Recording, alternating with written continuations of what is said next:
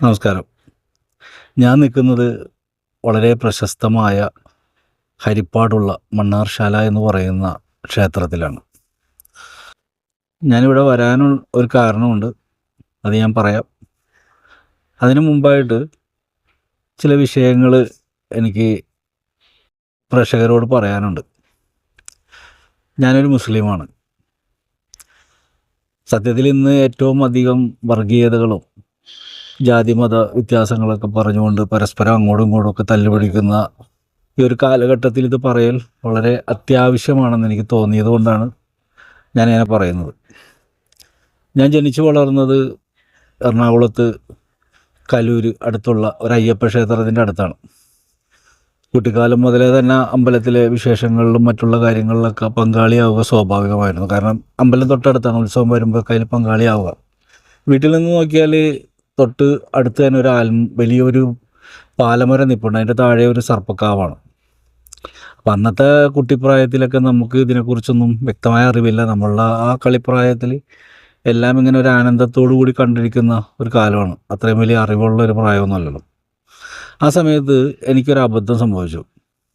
കാരണം ഞങ്ങളൊക്കെ ആളില്ലാത്ത സമയത്ത് ഈ സ്കൂൾ ലീവുള്ള സമയത്തൊക്കെ ഈ അമ്പലപ്പറമ്പിൽ കളിക്കാനിറങ്ങും.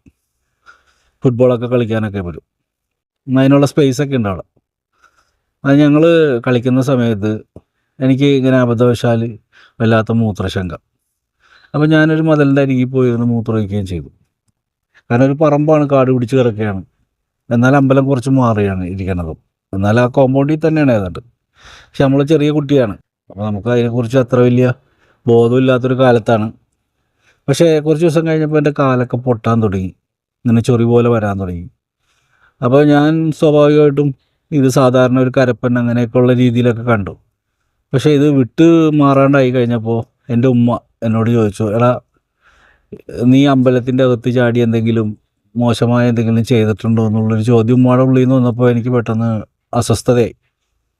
അപ്പോൾ ഞാൻ ഉമ്മയോട് പറഞ്ഞു, ഉമ്മ ഇങ്ങനെ ഒരു കാര്യം ചെയ്തിട്ടുണ്ടായിരുന്നു. ഞാൻ അവിടെ പെട്ടെന്ന് മൂത്രമൊഴിക്കാൻ പറ്റിയപ്പോൾ മതിലിൻ്റെ അരികിൽ പോയി, നീ എന്ത് തെറ്റാണ് ചെയ്തത്, അങ്ങനെ ചെയ്യാമോ എന്ന് ചോദിച്ച് എന്നെ കുറേ ശകാരിക്കുകയും അങ്ങനെ എന്നെ കുളിപ്പിച്ച് ശുദ്ധിയാക്കിയിട്ട് സർപ്പക്കാവിൽ ഉമ്മ വിളക്ക് വെപ്പിക്കുകയും ചെയ്യിപ്പിച്ചു. അത്ഭുതം എന്ന് പറയട്ടെ, നേരം വെളുത്തപ്പോൾ എൻ്റെ കാലിൽ അത്തരം പാടുകളൊന്നുമില്ല.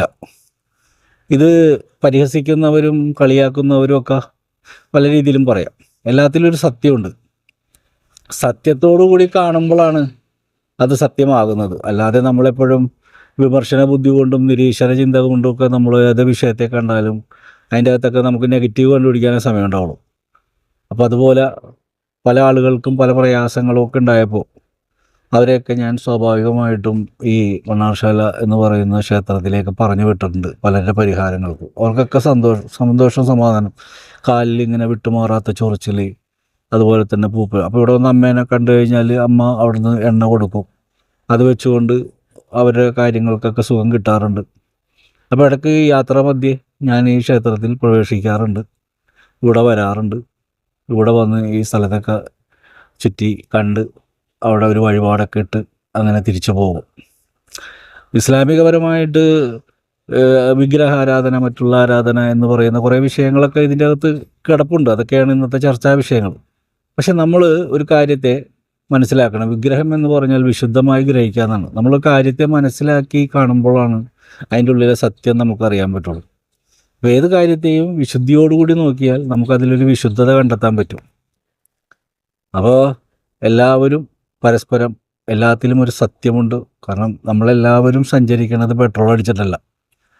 നമുക്കെല്ലാവർക്കും ഒരു ജീവൻ എന്ന് പറയുന്ന സംഭവമുണ്ട്. വായുവിൻ്റെ അടിസ്ഥാനത്തിലാണ്, ഒരു ഓക്സിജൻ്റെ അടിസ്ഥാനത്തിലാണ് നമ്മളൊക്കെ നടക്കുന്നത്.